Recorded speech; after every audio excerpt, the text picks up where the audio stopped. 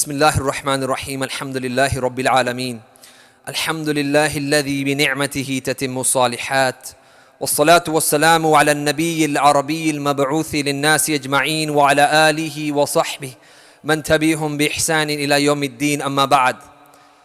So like I mentioned before, have some empathy. Think about what your brothers and sisters are going through. What's happened to us here in the UK, even though we have challenges that are coming to us on a daily basis, we have fallen in love with the dunya.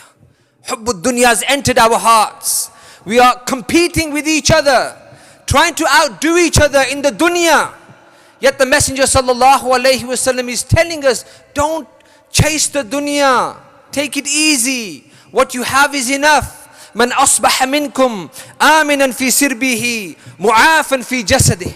عنده قوت يومه فكأنما حيزت له الدنيا. The Messenger sallallahu alaihi wasallam said, whoever wakes up in the morning, آمنا في سربه, he's okay in his house, no bombs dropping, he has a roof over his head. معافا في جسده, his health is okay, he doesn't have cancer, he's not dying, he's fine. عنده قوت يومه, he goes to the fridge, he has enough provision for the day.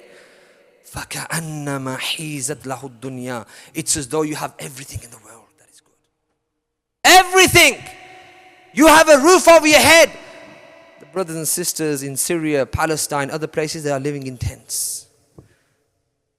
Your body is fine. People are walking around with no arms and legs. عنده قوت يومه. You have enough in the fridge for a day. Our sisters are going through the rubbish bins in Syria now, right now, looking for the next meal for their children. Why are you chasing the dunya? That's why the Messenger sallallahu alaihi wasallam said, انظروا إلى من هو أسفل منكم ولا تنظروا إلى من هو فوقكم فهو أجدر أن لا تزدروا نعمة الله. Look at those who are below you. Don't look at those who are above you in the rat race, because when you do, you will forget about the blessings that Allah has given you. You will forget about this. He's got 2 cars, I want 3 cars. He lives in a semi-detached, I want a detached. He has 4 bedroom, I want 6 bedroom. Your brothers and sisters are dying. Give some of that money in charity.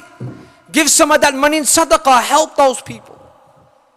So let us stop being caught up in the rat race.